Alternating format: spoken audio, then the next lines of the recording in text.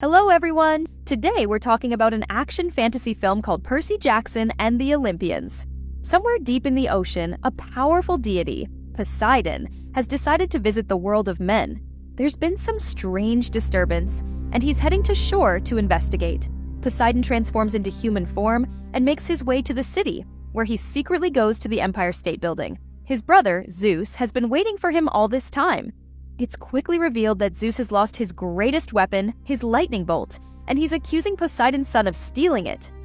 Furious, Poseidon denies the accusation, but Zeus isn't listening. He demands the bolt be returned within 14 days, or he'll start a devastating war.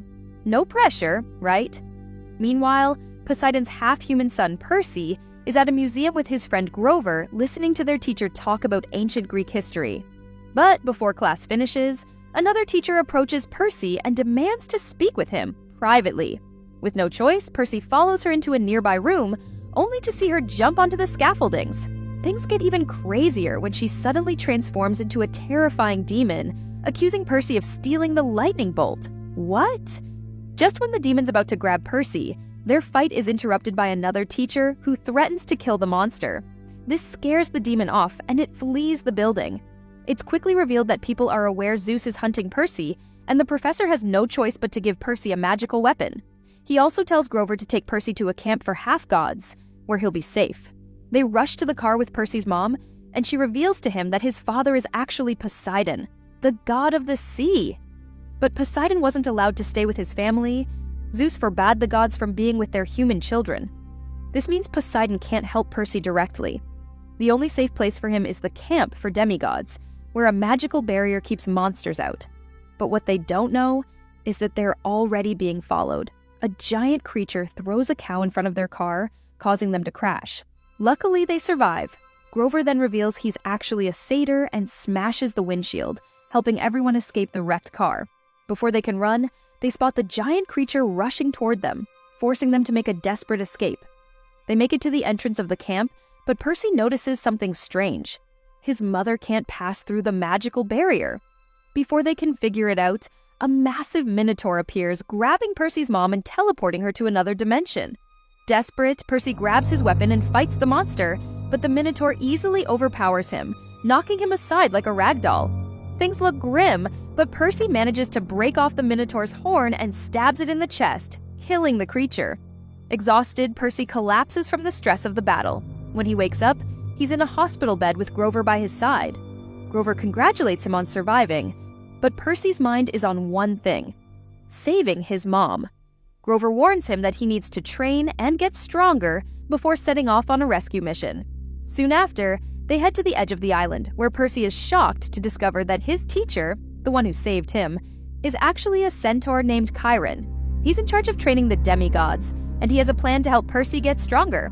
Chiron gathers all the demigods for training, and Percy is assigned to the blue team led by a guy named Luke. Luke welcomes Percy to the group, and soon the training begins. The teams are fighting to capture each other's flag, and it feels just like a real battle. Percy and Luke sneak through the forest, but they're ambushed by the opposing team. Luke sacrifices himself to hold them off, giving Percy the chance to escape. Percy finds the enemy's flag near a river, but just as he's about to grab it, a fierce girl named Annabeth attacks him. She's tough, and Percy is quickly overpowered. Annabeth knocks Percy to the ground, and the crowd cheers for her. But Percy refuses to give up. He crawls toward the river, and to his surprise, the water starts healing his wounds. Even more shocking, he feels an incredible surge of power flowing through him. With newfound strength, Percy fights back, taking down his enemies one by one. Annabeth charges at him again, but this time, Percy disarms her and wins the battle. The crowd, stunned, steps back as Percy grabs the flag and wins the competition. Later, the camp celebrates Percy's victory, and he's suddenly quite popular, especially with the ladies. But Percy only seems interested in one girl, the same one who almost killed him earlier, Annabeth. Before they can get too friendly, though, chaos erupts. A malevolent figure, Hades, appears, throwing fireballs at the crowd. It's revealed that Hades sent the Minotaur to kidnap Percy's mom, and now he's demanding Zeus's lightning bolt in exchange for her life. Percy, who doesn't even have the bolt, has no choice but to go on a quest to rescue his mother. Thankfully, Percy's friends decide to join him. Annabeth says they need help from Luke, who has artifacts that will help them sneak into Hades' realm, also known as the Underworld. They arrive at Luke's place, and it's revealed that Luke is the son of Hermes. He has some cool gear, including flying shoes and a powerful shield. But there's a catch. Once they enter the Underworld, they'll need special pearls to teleport out. Their first stop is a building full of strange statues. The team splits up to search for the pearl, but things start to feel eerie as the statues' expressions become more lifelike and terrifying. Annabeth finds a man inside the building, warning her that they're in danger and need to leave immediately. But before they can, they're stopped by a mysterious woman wearing sunglasses. It's Medusa, cursed by the gods. Anyone who looks into her eyes turns to stone. Annabeth closes her eyes just in time, while Medusa tries to turn her into a statue. Percy and Grover show up and distract Medusa, with Percy leading her on a wild chase through the building. Eventually, Percy tricks her and cuts off her head, using it as a weapon in the future.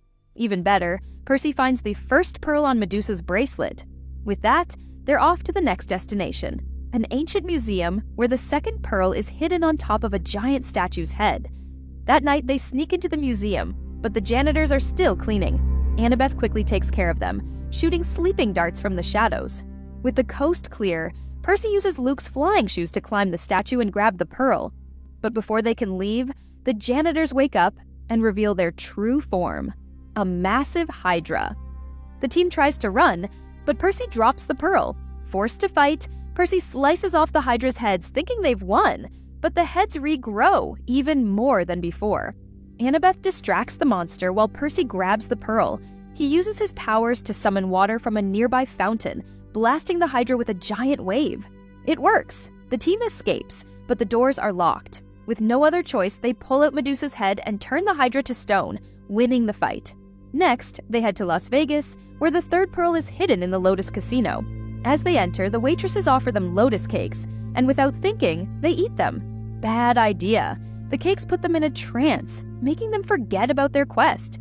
Luckily, Percy stumbles upon the pearl at a gambling table, which snaps him out of the trance. He quickly wakes up his friends, and they fight their way out of the casino. Just as they make it out, they realize they've been in the casino for days, and they only have 24 hours before Zeus starts the war. Their final destination is the Hollywood Hills, where the entrance to the underworld is hidden behind the Hollywood sign. They venture inside and meet a skeleton ferryman, who takes them across the River of Souls after they pay with Medusa's gold coins. They arrive at Hades' castle, where they're confronted by hellhounds. But before things get bloody, they're saved by Hades' wife, Persephone. She leads them to Hades, who demands Percy hand over the lightning bolt. Percy insists he never stole the bolt, but Hades doesn't believe him. To prove his point, Hades releases Percy's mother, making Percy rush to her side. But as he drops his guard, Hades notices the bolt hidden inside Percy's shield. Luke had planted it there. Now armed with Zeus's lightning bolt, Hades becomes even more powerful. But Persephone, tired of her husband's cruelty, betrays him, blasting him across the room and giving the bolt back to Percy. Persephone reveals she's long wanted revenge on Hades for trapping her in the underworld, and she helps the team escape. But there's a problem. They only have 3 pearls. One person has to stay behind. Grover, always the hero, volunteers to stay in the underworld, clearly attracted to the idea of some quality time with Persephone. The rest of the team uses the pearls to teleport back to the Empire State Building, where they find the entrance to Olympus. But just as they're about to return the bolt, Luke shows up. It turns out he's the mastermind behind everything, wanting to destroy the gods and take over. Luke attacks Percy, and the two battle in the sky. Luke gains the upper hand and steals the lightning bolt again. But Percy refuses to give up, summoning waves of water to knock Luke back. The fight is intense, but Percy finally manages to reclaim the lightning bolt. With the bolt in hand, Percy rushes to return it to Zeus just in time, explaining that Luke was behind the theft all along. Zeus and the gods realize their mistake, and Poseidon finally gets a chance to reconnect with his son, apologizing for not being there for him. Back at camp, Percy is surprised to find Grover has returned from the underworld after having a lot of fun with Persephone. Percy now has a reason to stay at camp. He's ready to train and protect the world from whatever comes next. So, what did you guys think of this movie? Let me know in the comments below. And if you like this video, don't forget to hit like and subscribe for more. I'll see you next time.